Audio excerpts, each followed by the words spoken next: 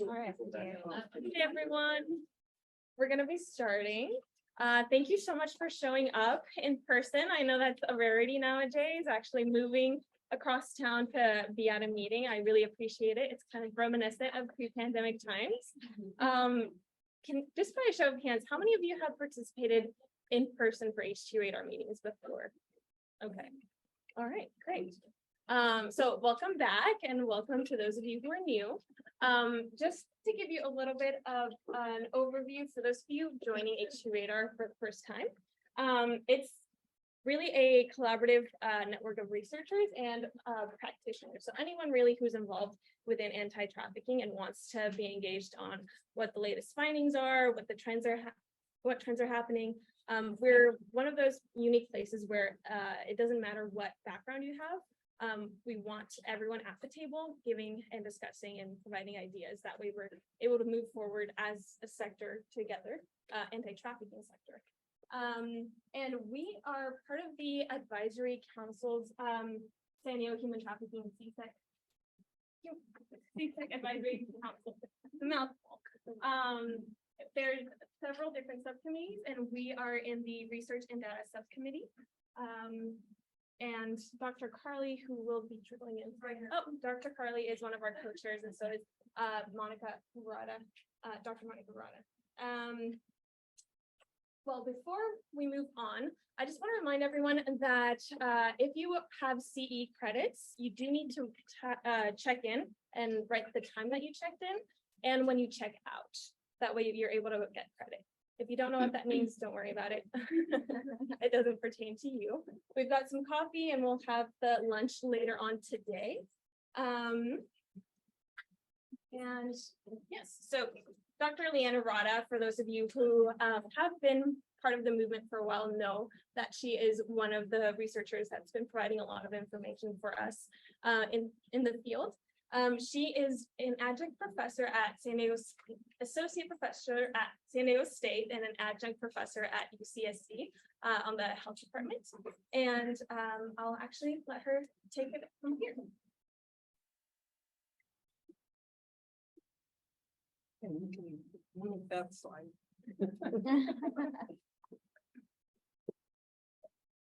Very wonderful. So thank you. So thanks everyone for coming. And I know some of you have heard me talk about this a couple times already, but I've changed it. I'm looking at the data more and more, and it's just surprising to me every time that I'm looking at it. So and I really look forward to also our discussion afterwards. We're going to have this, cafe rotating discussion, and I get to have CEUs too, because I get to learn from you too.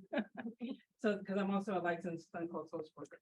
But anyway, so if you might have remembered that I had done this study with San Diego State students before the pandemic, like right before, around 2019, and it was just with 100 students. And at that time, it was surprising, some of it was surprising, but it wasn't as shocking as now what we found with 500 to 1,000 students.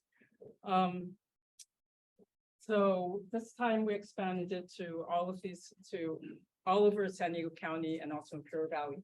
So just with background, I think I'm speaking to the choir, but sexual exploitation is the use of force, fraud, or coercion to cause a commercial sexual act. So that's a definition of human trafficking, or if you're under 18 and engaging in commercial sex, that's also considered trafficked, right? San Diego is ranked among the top 13 regions in the US. So, go on. And there's really been few studies looking at across the nation, what kind of studies have been done on human trafficking among college students, I think. It really hasn't been done that much. Even in the world, there's been a few. So I think people don't really think about human trafficking among college students, right? There's been the landmark study, right, by Dr. Amy Carpenter right here, and Dr.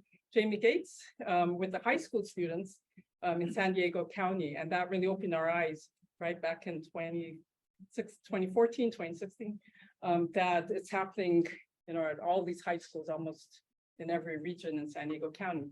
And so that made me think, well, what about the college students? And as a professor, or at a a couple of campuses, I've heard that it is going on, we hear these stories here and there, suspected human trafficking, but I really didn't know what the prevalence was. How much is it really happening? And so, thank you. So our aims are to look at, the nature, the prevalence of human trafficking, sexual exploitation among the college students in San Diego and Imperial counties, and also what might be associated with it, what are the reasons, financial insecurity, for example, trauma, substance use. So what I'm going to be reporting on is mainly the surveys that we did, but we did at first get, we had a community advisory board of human trafficking survivors, about 6 of them, and also there were several community and campus participants who really vetted the survey and helped make it, as trauma informed as possible. There are very sensitive questions, so it might be triggering, so that's my warning to you. But what we tried to do is make sure that participants could also have an opportunity to ask to be contacted in case, sometimes it's hard for them to contact the resource person, but they could also say, can you please contact me, if I want more assistance. So we did build that into the survey. Not that many took advantage of that, but there seemed to be an interest, but they didn't always follow up. So I think there was a really conscious decision on their part to stay anonymous. Their responses were not connected to their identity. The only identity I received was an email so that I could send them a gift card. Gift card was $15. This is funded by the Nemeth Foundation, which this is kind of when their first research projects, or at least are on human trafficking. So they were excited about this. Let's see the next one. So this started around November, the survey itself, although we started back at the beginning of the year with actually vetting it with our advisory board. And from November to April is when the data was collected, the survey data was collected. Can you go to the next one? Okay. I will, in a later slide, I'll show you which campuses and everything, but the participant demographics, so we had about 2/3 who answered who were female, about 1/3 male. So that was kind of surprising. It wasn't all female, it was definitely male. On the flyers that were posted mostly in bathrooms and sometimes on bulletin boards on all these campuses, over 12 campuses, they said that it could, have you experienced human trafficking, or do you know someone who may have experienced human trafficking or sexual exploitation? So it's kind of broad, right?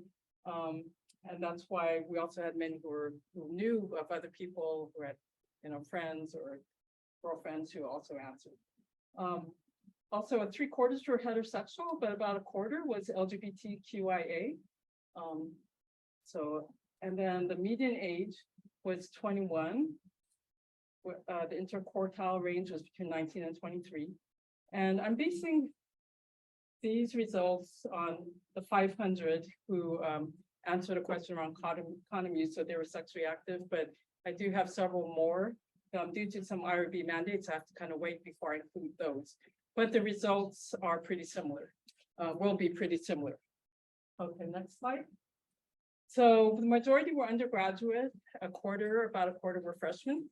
And then there were some transfer students, there were graduate students, and alumni was a few. Thank you. Pretty good representation of race ethnicity. So about 1/3 white and Latinx, about 1/4 Black African American, Asian Pacific Islander, American Indian, Alaska Native. Next slide. Okay, so this is one I was waiting for.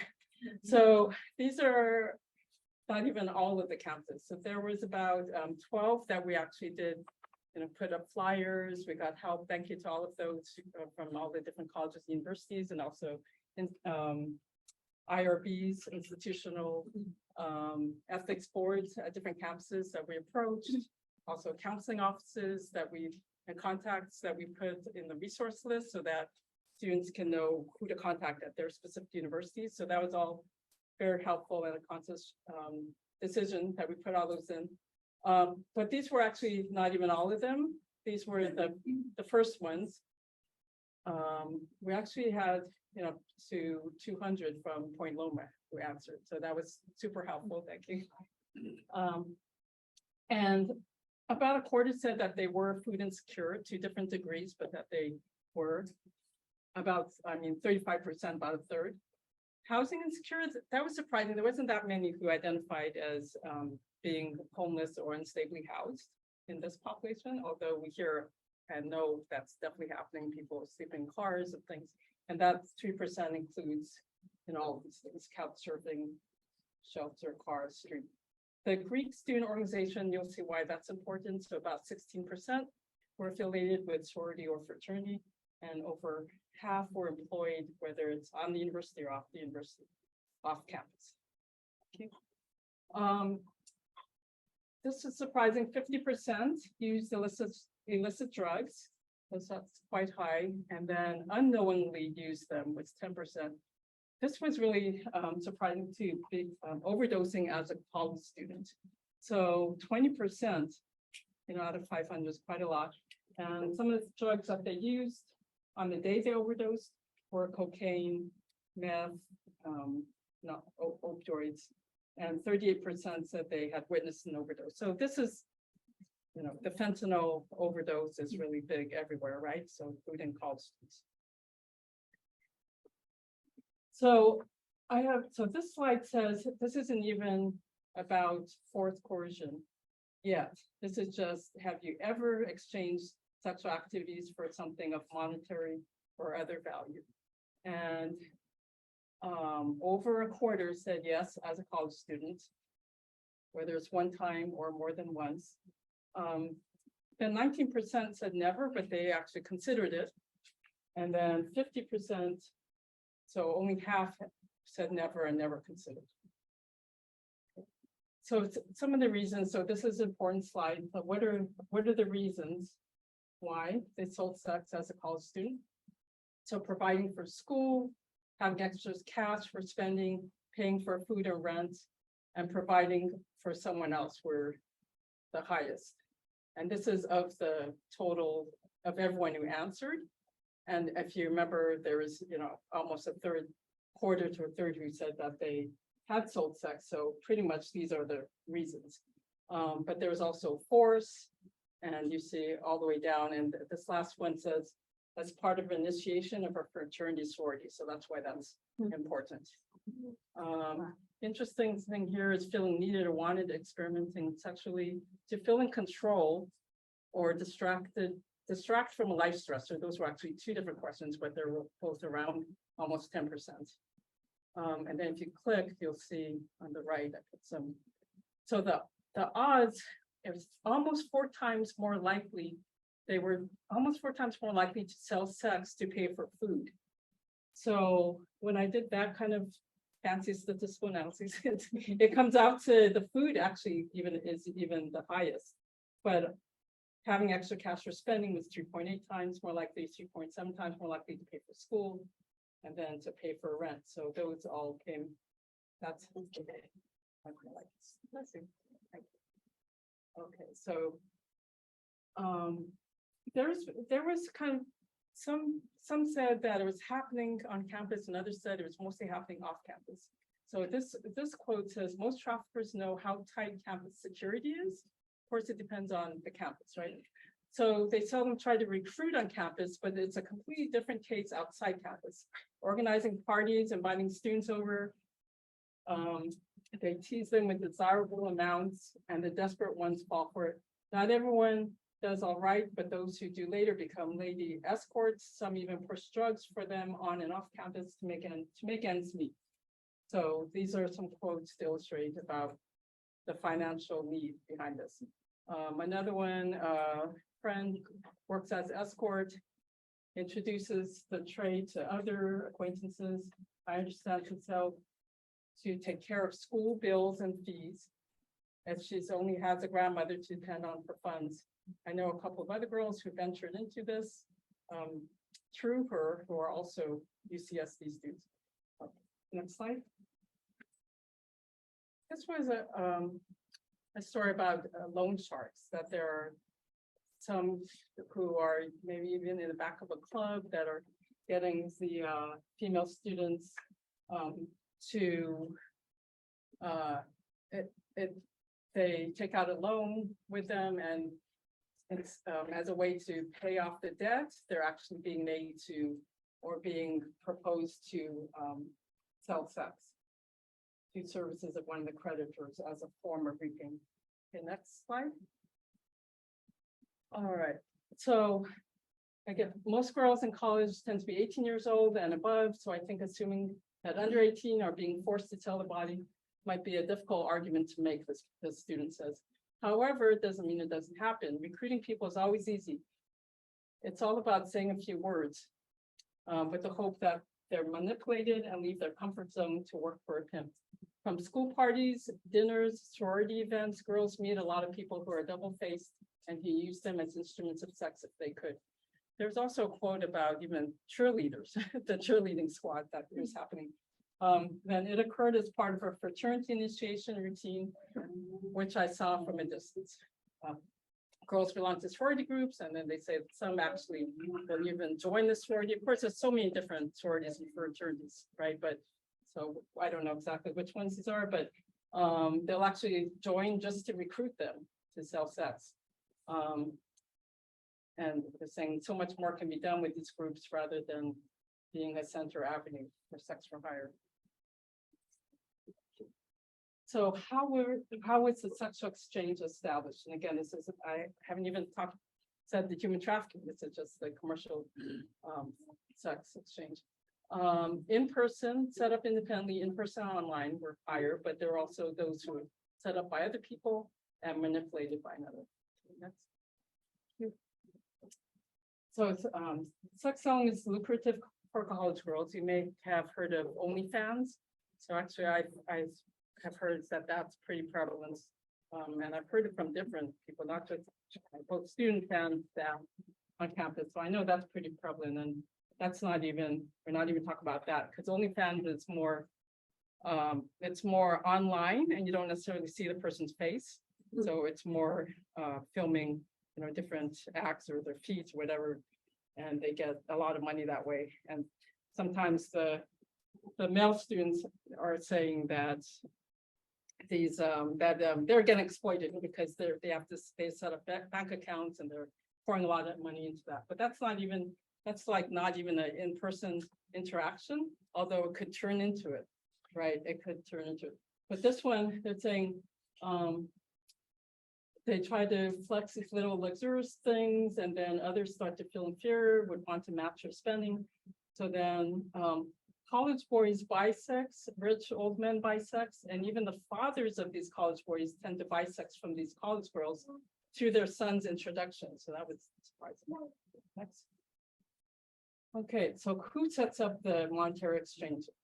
Maybe not surprisingly, it's friends, because a lot of times it's other college students or even older, you know, female students who are recruiting the freshmen, the younger students, friends, partners, and we have others. The next slide. Oh, that on that last one, it talked about religious groups posing as a religious group. Okay, next slide. So San Diego City College, like, I'm not trying to show what the prevalence is at each college, because we didn't collect data from all students at every university. So it's not fair to say, you know, it's happening more this place or that place. But there has been some consistency on it definitely happening at City College. I've heard both from faculty and students and in the survey. So City College guys looking for girls to work for them. And then this is a separate quote. In my sophomore year in college, I got a whiff of some girls get into this business with an older guy who used to sponsor them financially. Later on, he introduced these two girls into going clubbing with him from there, and things escalated. There's one quote that had talked about the housing situation being so expensive, and this was a City College student as well. Next slide. In rare cases, sex trafficking occurs right under everyone's nose. So someone who's looks sharp, smart, and wealthy, and they try to look impressive. So whoever is approached or contacted online feels impressed and would want to do what they say to live a life like that. So if they knew someone or if they had experienced exchanging sexual activities commercially, this is some of the harms that came up. So 30% said they're emotionally or psychologically harmed. Physical abuse and violence, 21 to almost a quarter, rape and sexual violence, and this isn't even the ones who said that they were trafficked, just that they were engaging in commercial sex. Acquired a STI, 16%, and they first started drug and alcohol use during their commercial sex, and were asked or told to recruit or traffic other people. So that's 13%. So 14% said they ever heard, seen, or suspected human trafficking recruitment on their actual college campus. That's so you can't pinpoint where exactly their base of operations is on campus, but I can assure you it's everywhere, this student says. They target people who would seem too young to be a problem or somehow look like they're in need. They go around classes looking out for those who don't attach themselves to others and wouldn't be noticed if they were to skip or miss classes often. And we did hear about that too, that those who knew those who had gotten into this would start missing classes all the time. That was one of the thoughts. And then these are quotes from different people. So you're seeing someone says when they asked where they saw human trafficking happening, they're saying happened between my friend and Blue or my first year in school. I've seen this a couple of times. People are not talking about it. During a faculty dinner party one year, happens discreetly on campus, tries to seduce juniors and to come to their homes to have sex. So here is, this is over a quarter said they were ever forced, coerced, or tricked or frauded into selling sex. So 26% as a college student. Or they knew of another college student, if not themselves, that was almost 1 in 5, almost 20%. And then another person profited, 6%. So there's a lot of talk about the pubs, strip clubs, bars, restaurants, where the pimps are trying to find vulnerable kids, and ones that also is happening in La Jolla. They study them. They may even put a tell on them for observation, so they kind of are watching them, and then they start to make acquaintance, and then start to do all sorts of things to make them be trusted, and so that when they are ready to be sexually trafficked, they'll say yes. Right. The pimps, it says they exist around the university and surroundings. They would jump at an opportunity of having one more person join their ranks. So the more money, the more girls they recruit, the more commission or money that they get paid. And then, so sometimes parents aren't aware of these things going on, and that could be one way of intervening. Parents, it's kind of a classic trafficking situation where some said even they get recruited from other countries and they're told that their children will be taken care of, will get housing taken care of and everything if they go to college here, and then their trafficking ends up happening. So the parents think the kids are just doing menial jobs, but little do they know it's actually not. And then, so those could even be agencies who are recruiting students from other countries. And then this came up a few times that there's actually, again, someone who's offering housing to college students. And then in exchange for the housing, they end up getting trafficked, maybe going to the madam or the husband's parties when she's not around, or this is more directly that she actually the madam actually has them doing sex for housing or to paying for her tuition fees. And then this one, it says their sister was a victim and they disappeared, basically, they think in Mexico. And I did ask a lot of questions. I did ask about the border crossing. So next one. So there's really actually hundreds and hundreds of quotes. I'm just putting some. This one thinks that traffickers are a large organization with a wide network. Sometimes I've heard about cartels being involved and bringing people to parties over the border. This one says school resource officers. I guess it might be at the California State University. There's school resource officers who are trying to do something about trafficking. However, it still happens a lot, even in the people will leave the dorms. And so they're saying maybe there can be more security around that. Slide. So overall, there is 41% ever felt pressured to engage in a sexual activity as a college student.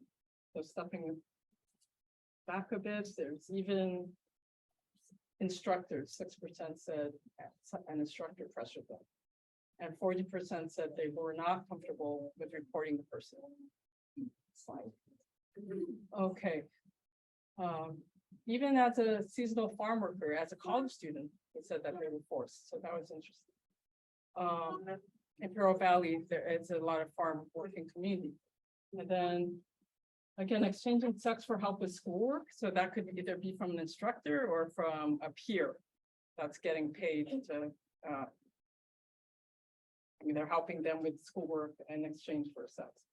Transporting or selling drugs, if that's what's happening both in conjunction with selling sex or not, and then being labor trafficked in general. There's a question about that. Next. I did research a lot around HIV, so I was really interested about that. And of those who were forced, coerced, and frauded into selling sex as college students, 71% never took an HIV test. Does everyone know what HIV? Because actually, I presented to this high school once, and afterwards they came up and said, "What is HIV?" So it's not even like talked about anymore, right? And then 45% never used condoms of those who were being forced. That's it. Oh, sorry. That's right. I forgot. Okay. Okay. So this one, so it's sexually transmitted infection. So someone said that they did not feel comfortable seeking medical help at the health centers on college, so they would go off campus. And this person actually was working or interning at a health clinic off campus, so heard a lot of stories. Next slide. Okay, so the effects. So 37% said it affected their academic performance, the sexual exploitation. It increased alcohol use. A small percentage actually says it decreased. But you know, some began using alcohol after the experience, and the same with drug use. 1 out of 5 for drug use. This is an interesting question because it says, so for the first time they had any kind of sexual activity, how did they experience it? And 70% says an act of intimacy, but 7% said transactional, there's a transactional exchange. And then asked about now how they experience it. 15% said both active intimacy and transactional exchange. Next slide. All right. And these were some of where there's actually a trauma scale that we used in the survey. But I personally associate sex with trauma, unfortunately. My first thought of it as an achievement, something to count and increase. Someone said they didn't feel in danger, but then they knew they couldn't continue in that relationship because if they can't respect consent, they'll never go further with them, so they block them after the date. My first sexual encounter were acts of sexual violence. It felt like something that was happening to me without my input or consent.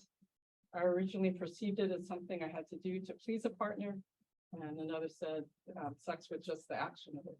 So these were all different people. So I trust, sometimes the data,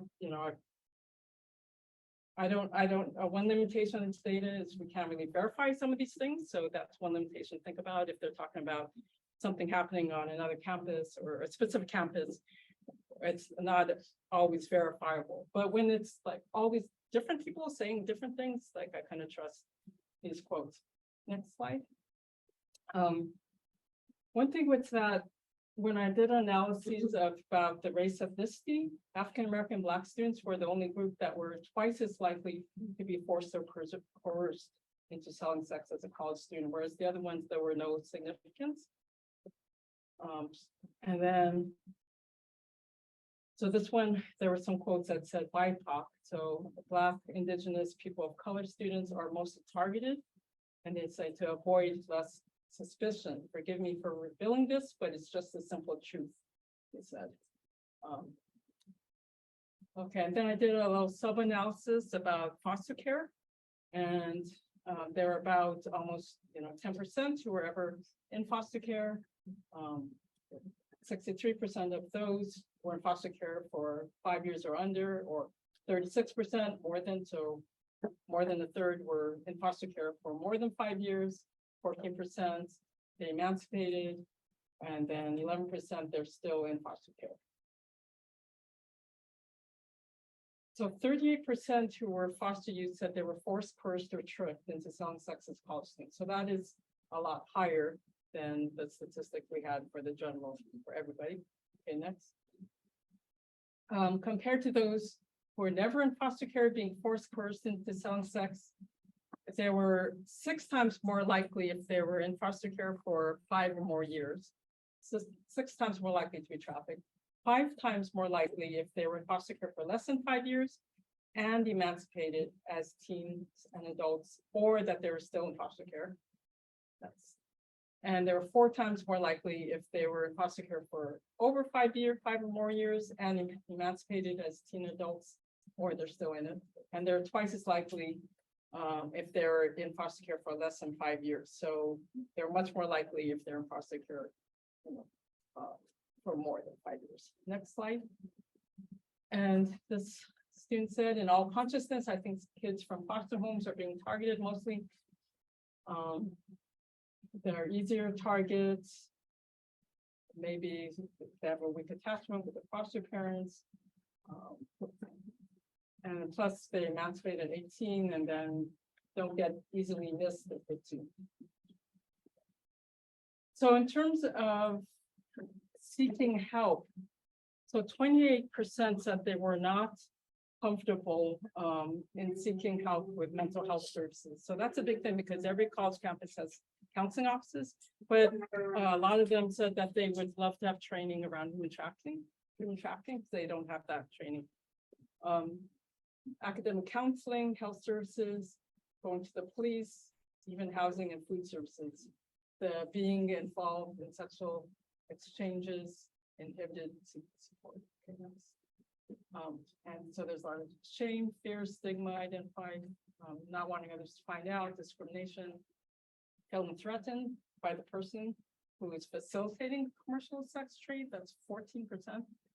Didn't want to expose it, unaware of where to get help, transportation and insurance. Next slide. So just in summary, over 1 in 5 experienced forced coercion to selling sex. 2 out of 3 thought human trafficking was a medium to large threat on campus. Yes.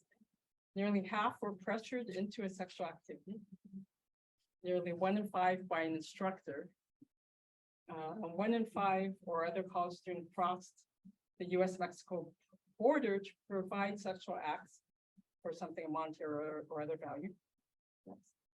And then these were and ranked in order. They said, number 1, they would like more counselors who have experience working with people who have been exploited, more support groups and organizations, an anonymous way to report sexual exploitation, more counselors with cultural, racial, or ethnic backgrounds and identities that match theirs, more consequences for those who exploit people, education on campus about human trafficking, better campus securities, installing gates, removing consequences for those who are seeking help.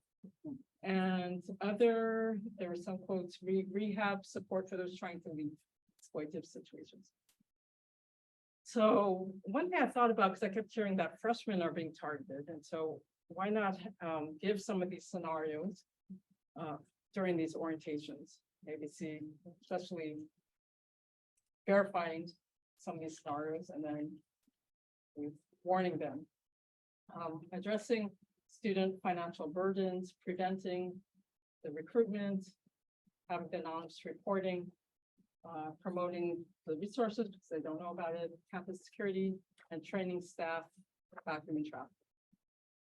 Right, so to thank the Nimitz Foundation and the Human Trafficking Survivor Leader Advisory Board, all the research assistants, as well as everyone, many of you in this room who helped me with the point of contacts and IRBs. And contact information. Oh, that's it. Yeah. Okay. And these slides are shareable. So, two questions and answers. Yeah. That's a lot of information. I don't know if anyone has seen the presentation before. I know that it was presented a different version of it at the advisory council and a couple of other places. So just want to acknowledge that it's a lot of information. Sit with it a little bit, hear about it. But yeah, I'm sure you have a lot of questions. Anyone?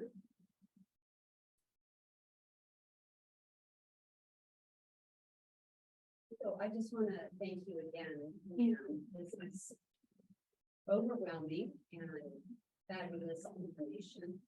And it just shows one more arena that we need to be moving into.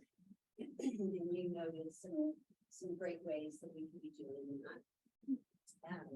It just brings to mind the question of, we do that, we fund that, we get more people involved so that we can, cover those bases. So I guess more than anything else, it brings more questions to my mind. Yeah, I don't expect you to answer them. I do feel like if we can not assume, just like with HIV, people assume no one's at risk, so it's even hard to ask for an HIV test. They're like, oh, you're not at risk, right? Well, same with human trafficking. I think all students should be aware of the risks. I mean, everybody I talk to, I think, has been approached. I mean, even back in the day, for me, like, decades ago, I remember I was in the sculpture garden and somebody said, oh, I'll give you $50 if you go with a woman said, if you go with this man over here, who's the artist who needs a nude model, I said no, but $50 back then, right? People think about, right? So it's happening all the time, and I think just for those who, especially who unsuspectingly, get into it, and then it's hard for them to get out sometimes because of the financial insecurity, right? So I think it'd be good to even just, they have surveys on other things, on sexual assault on campuses, domestic violence, but why not put the human trafficking stuff in it? Absolutely, universal precautions, and I think I'd love the idea of having the freshman. So do I. Yeah. I have a question. So you said you did this study with a smaller sample, just STSU. Was there a lot of discrepancy between what you saw, or do you think it was just the same thing but magnified? Did anything new pop up in this study?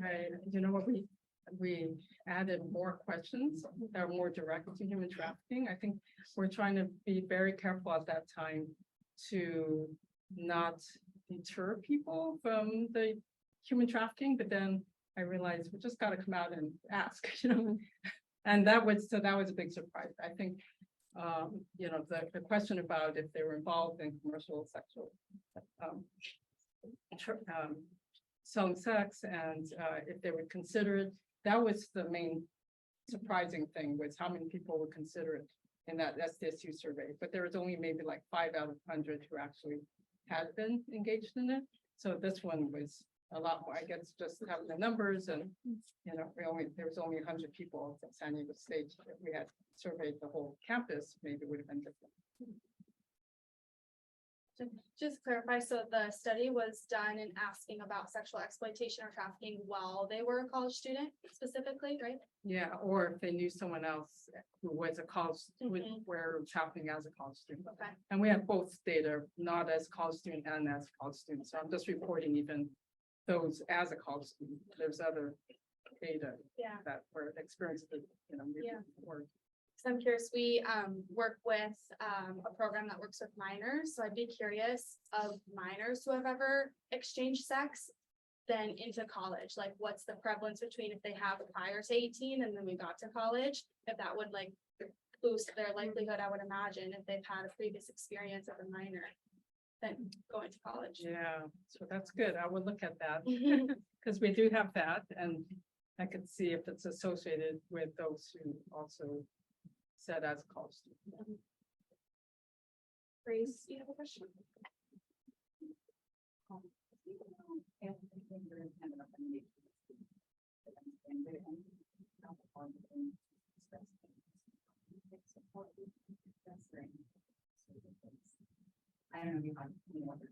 I know, when I talked to some of the counseling officers, they said they would love to have someone come and do a training for their therapists and counselors on human trafficking.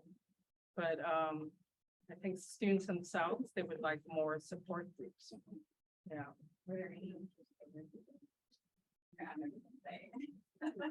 Oh, you think where University College? I know city, they're somewhere, we're interested in that.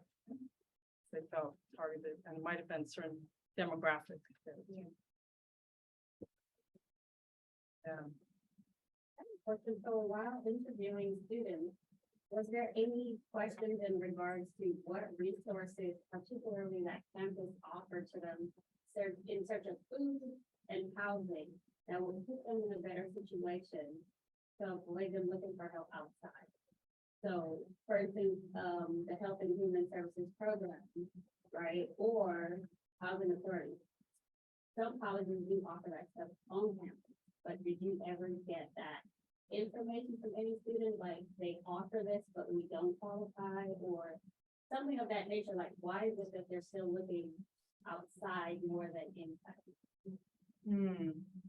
So why the barrier is there even though it's Right. being offered, right? Right. Well,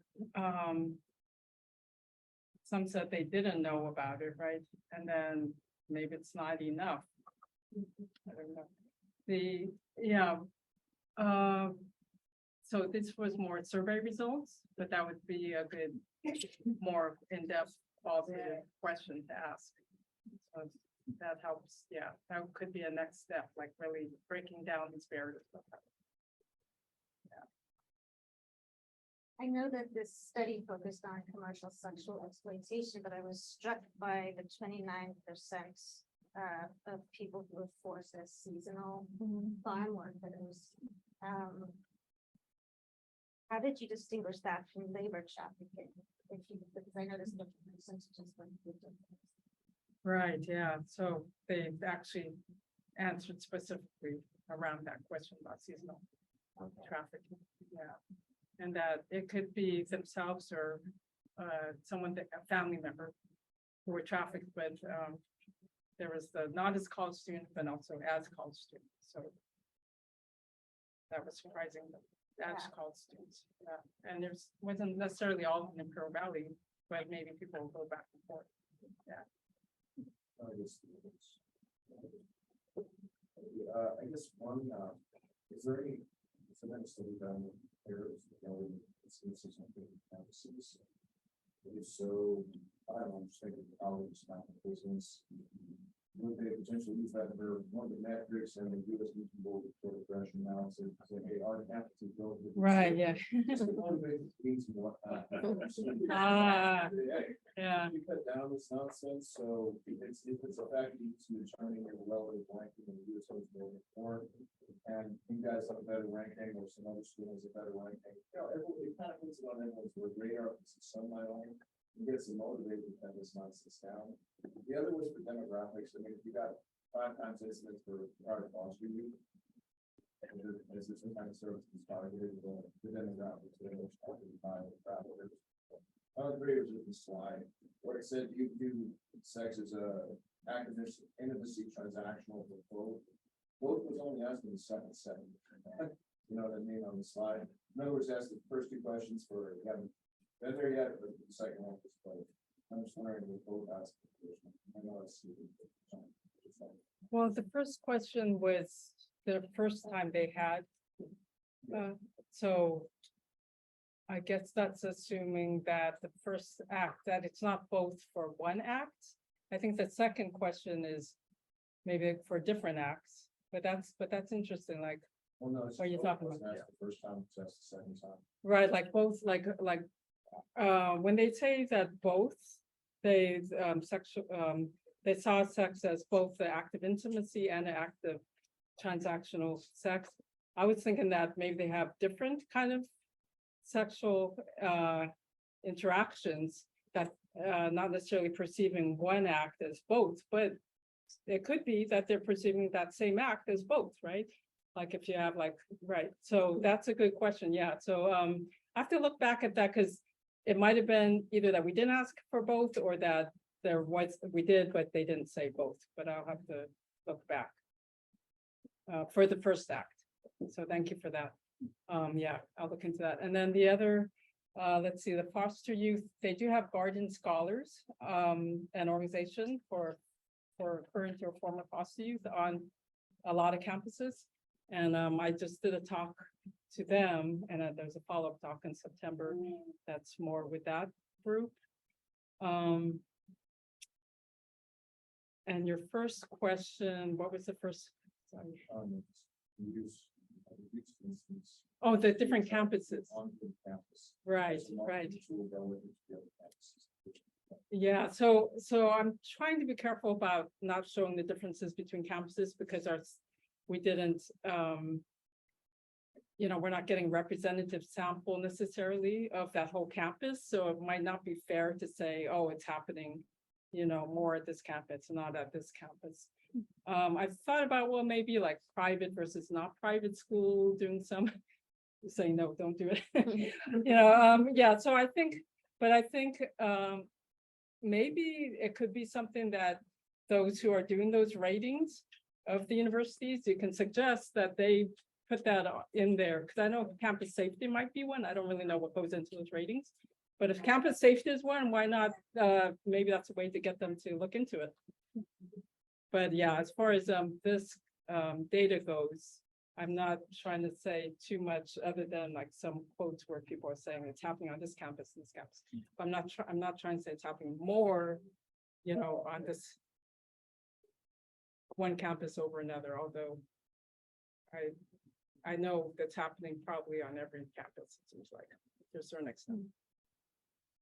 Which we can kind of say about the high schools from your study, right? So we have to be careful with exactly how to say it, right? Yes.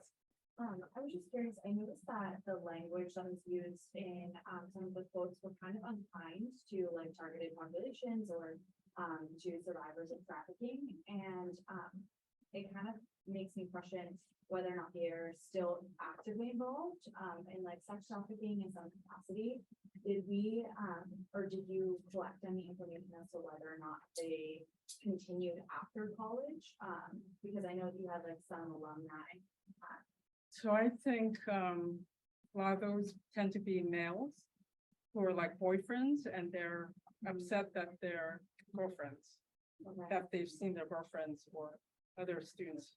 Or they might have been, there's some who, were bisexual and encountered it themselves, but also just have seen a lot of these things going on and are pretty upset by it, like whether it's it happened to them or other people, but I know some of them are males. I could link that, like which one of those quotes, were they male or female or LGBTQI, whether they experienced it themselves or not. So that's a good point.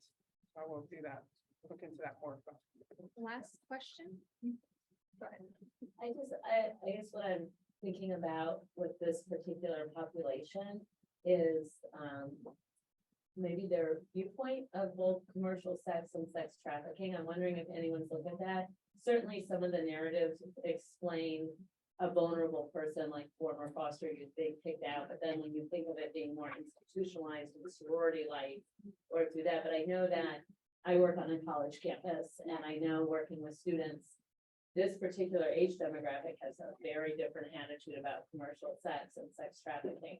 So to her question earlier about why not go to the office that gives you money versus this, I know that in the handful of cases I've had, there was positive perception of commercial sex work. And certainly with things like OnlyFans or whatever it's called, fans only, they're glorified. I mean, it makes the headline news when someone breaks being 100 millionaire by their fan page. So it's certainly glorified, and I wonder about when we're looking at like barriers to help or why some people are electing to do this. I'm wondering if we looked at this versus it sounds like some of the people in the work or in the room work with younger people. Like, is it different? Like, are younger people have a different attitude than college students who might find some positive agency in the idea, and not be aware of the risks versus, us older people that have a very different connotation of sex trafficking. So I was just wondering if there are any questions hit Yes. on what is your Yes. what are your beliefs? So that's when I realized that I was going to put that in, but there's this one question: do they perceive,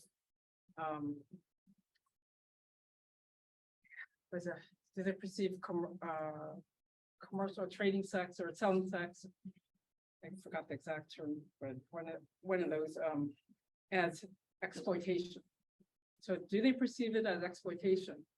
It was almost half and half. There's actually more that perceived it not as exploitation. And then there's opening the question to explain. And most of these participants actually answered that. And so there was there were both sides saying, well, it depends if it's consensual on both sides and it's not exploitation. But then others say it's exploitation no matter what, because of the power difference, which are some of the main themes that came up.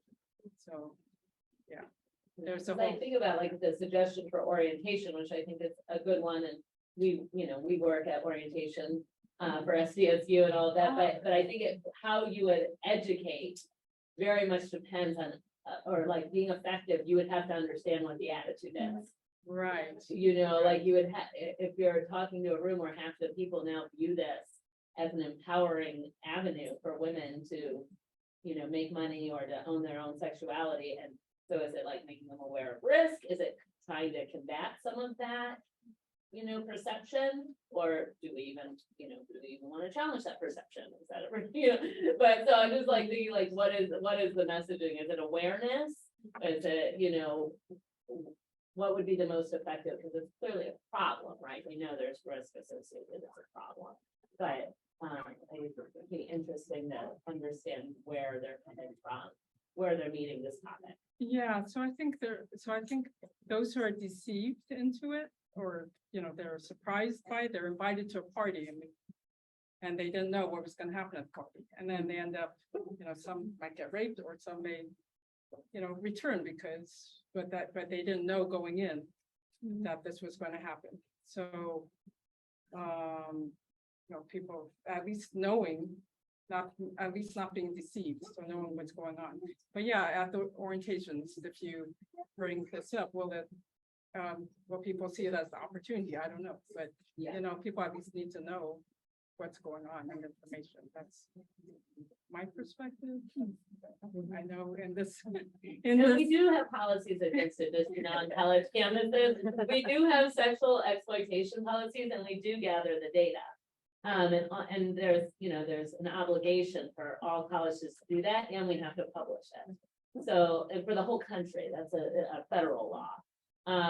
So there is, but how we gather that is through, people who we become aware of it for some way. It's different than survey result, right? Like you're gonna get way more accurate, bigger numbers than we're gonna get as the institution. That's through people who have filed a complaint or through mandated reporting or police, were involved in some way. Like we gather the data that way, not anonymously through a survey.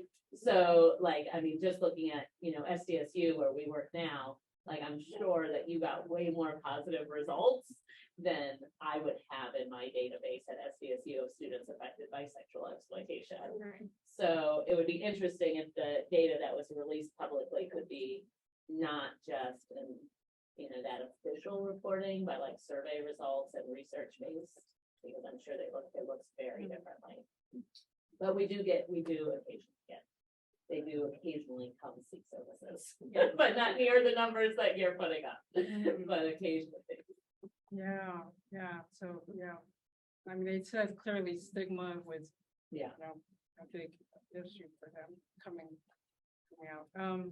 And Free to Thrive, that's the organization that's been doing a lot of work with San Diego State, right? Is that, they've been doing a lot of trainings. Yes. Counseling offices. In the counseling, Right, office, yeah. And I think pretty much all the CSUs at least have one therapist designated that has subject matter expertise in gender-based violence. Oh, good, okay. Oh, gender-based violence, right, yeah. Which they put sexual exploitation under the gender-based, but I also think one of the other light bulb things is the number of males that you had that experienced it, which intellectually makes sense, and I know that, for sexual exploitation, but I don't think that we're communicating that, when we do on-campus work, we're forgetting that. I don't think that we're making inroads into male communities, talking about their risk factors as well, to where, rape and sexual assault, the numbers are, pretty big disparity between genders, but in sexual exploitation and commercial sex, I think those numbers shrink a little bit in the gender disparity. And so that we probably need to do a better job of reaching those populations. Let's say a lot of them are talking about the people they know, certainly themselves. So they really, I think, want something to be done about it. So can we tap males into helping with this situation? Yeah. To your point, I would be really interested to participate in a conversation that asks the question, if we're going to provide training and professional orientation, what does that need to look like? Given young people's views on yeah.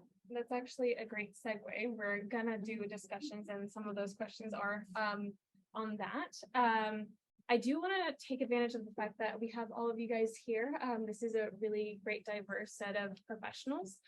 So do you mind, before we go into the discussion, I'd love for each of you guys to introduce yourselves. That way we know who's in the room. So Lianne Urada is, you already all know her. I'm Luz Aramburo. I'm program director of H2 Radar. I always forget to introduce myself. But can we start with this table and then we'll just segue. Thank you. Hi, my name is Jess Marshall. I'm sexual violence educator, prevention educator, and advocate at San Diego State University, and I use she, her pronouns. I'm Lonnie Mann. I'm the SNRPC for children in my cohort, worker.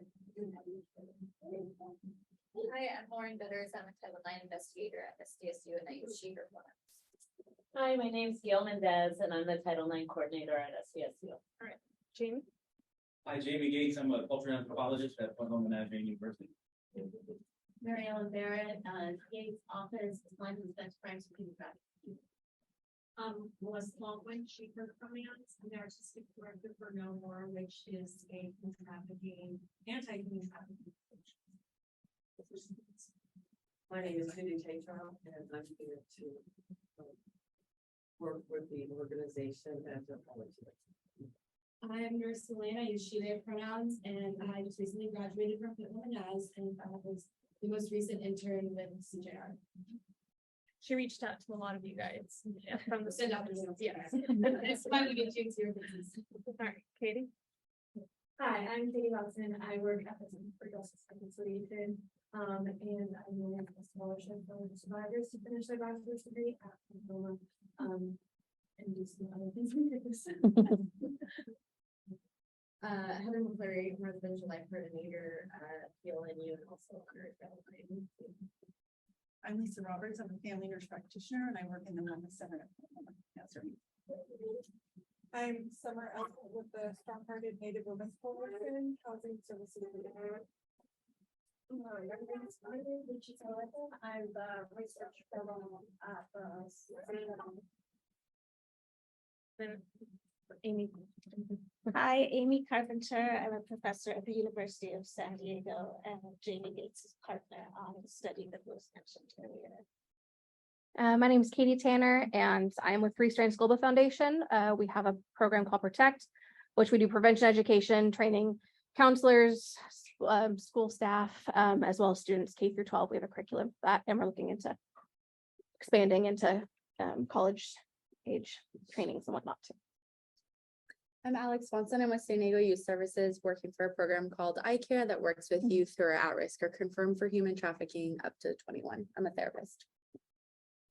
Hi, my name is Riley Green. I'm also with San Diego Youth Services iCare program as a therapist.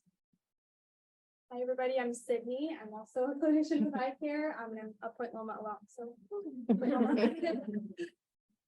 Hi, everyone. I'm Carolyn Ball. I'm on the board of directors of the Junior League in San Diego, and one of our focus areas is human trafficking prevention. And part of the work that I do is working with our legislators, both locally and in Sacramento, to get laws passed that benefit survivors and help prevent human trafficking. Hi there, I'm John Prescription. I am also with the Center for Justice and Reconciliation at Point Loma. And I'm the alumni of Point Loma University of Wisconsin this year. And the public work with organization called by bringing individuals from the grass and human trafficking. So this forum from was just more information. Actually, Valentine education first specialist at Generate Hope. We generate hope. We have a residential program for sex trafficked. This is our My name is Jim Parsons. I'm a semi-retired education and social sciences researcher, specializing now working with nonprofits and program evaluation, survey research, and anything that questions that an old guy can answer. I'm Scott, I'm an attorney, a significant other advisor to check this out in the notes. And, yeah, same as that. I'm Han Hirschman with the San Jose City Attorney's Office, and I handle the like the basic cases. I'm Taylor Johnson, also with Generate Hope. And Generate Hope Cable. Would you mind introducing yourself? You'd like to mix.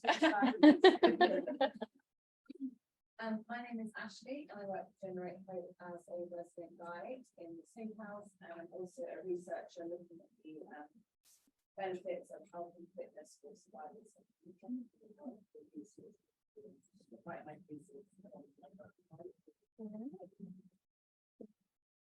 Hi, I'm Keelan Washington. Great to be so many familiar faces. I am the program specialist here at Generate Hope. I'm Lisa Dill. I am a resident guide at the Recovery Research House at Generate Hope. And I'm also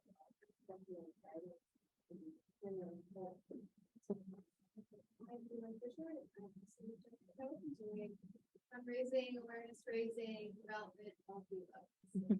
Great. Last table. Walter, you can go ahead. Hello, everyone. I'm Walter Augustine. I am the Associate Vice President of Diversity, Belonging, and Belonging. Hi, I'm Jim Coyle. I'm a faculty therapist at Palomar College. I'm also a former Alabaster Jar Project board member, and I also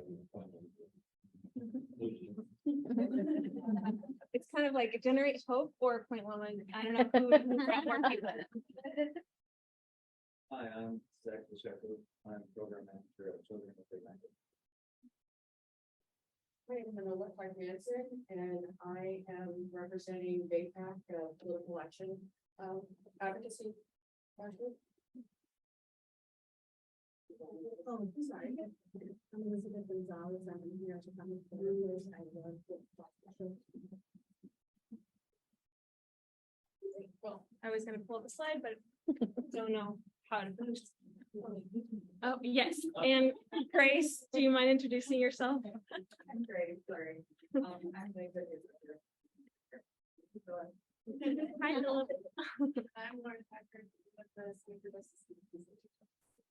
All right, great group. Thank you so much for joining us. So now we're going to be segueing into what Dr. Lianne Urada recommended. It's called a World Cafe discussion.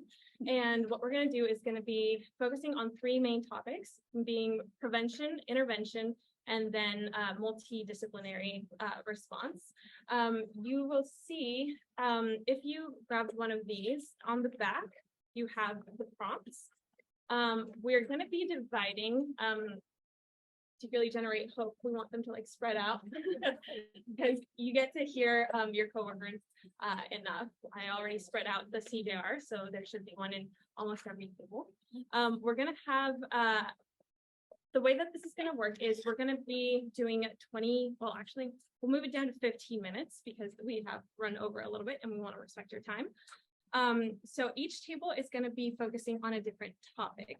Over here on the right, we're going to have Melissa is going to be taking notes and Dr. Urada as well. The topic is going to be prevention. And over here, we're going to have intervention, and we're going to have Katie and Laura, who are right now standing up, are going to be taking notes. And then Dr. Carly, if you don't mind moving over here, we're going to be focusing on the multi-sector approach. You'll see that there's different questions. You will eventually answer or get to talk about all of them, but we'll have you guys move around. That way you get to meet new people and also brainstorm and focus on a different topic. So we're going to be moving 15 minutes to 15 minutes.